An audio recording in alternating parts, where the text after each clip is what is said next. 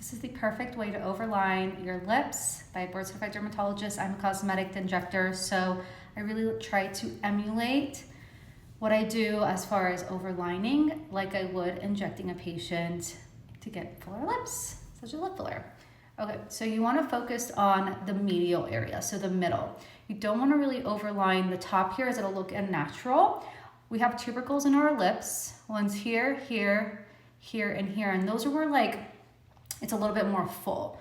And I'm sure you've noticed that, especially with the lower lip, kind of the pouty lip. It's called the keyhole pout. It opens up this area because there's a fullness in this area. You don't want to overline this area because it'll drag the lip down, and you don't want to overlip this area because then it'll look like you actually got lip filler migrated. And I'm sure you've seen a lot of people online or even celebrities who've overlined their lips and it looks really obvious. So this is what I like to do.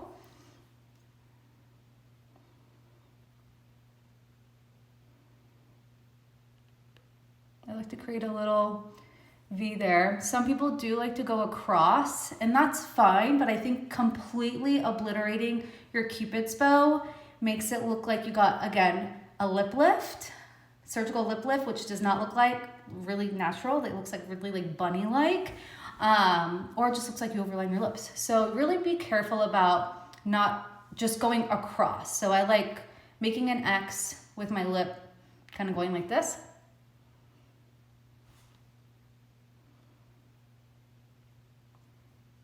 Using a shade that's pretty dark. This is called Anywhere Caffeine by Makeup Forever.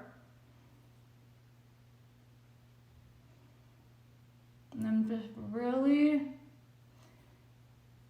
focusing on creating that vermilion border. That border is what I fill in to make it look like it's lifted up and that there's a border there. So I inject filler going in like this to create volume. Very rarely will I create a border this way because that's when lip filler migration happens. I actually do a tenting method going up and down, and I've lectured about this to other doctors and injectors really all over the country. You want to tent it up and roll that up over the muscle, and that's how you get that lift without looking ducky. And then this is the area you don't want to overline, because if you overline it, it won't have that taper down that you naturally have, and then it'll look like just really bad lip filler. So you can actually do bad makeup. So there we go there. This doesn't have to be perfect because we're gonna smudge it in. I like to start in the middle here.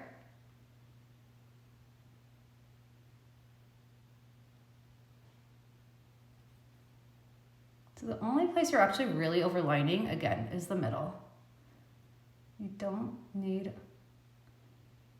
much. And then I take that same color.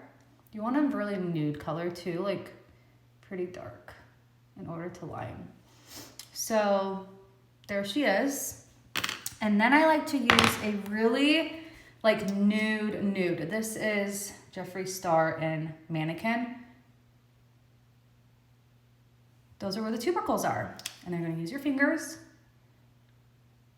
pat those in to create dimension.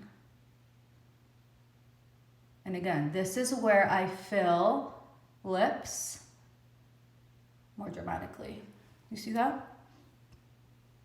Looks like a keyhole pout. That opening, that sexy opening in the middle, you're kind of creating that. It looks like it has more volume in that area. And then I'll go in. I personally like this brown lip. It is by Mirror and it's called Slip. I've just been really into like nudie browns.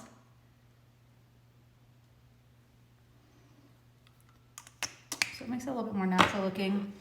And then sometimes I'll just go in very lightly with a gloss. This is actually one that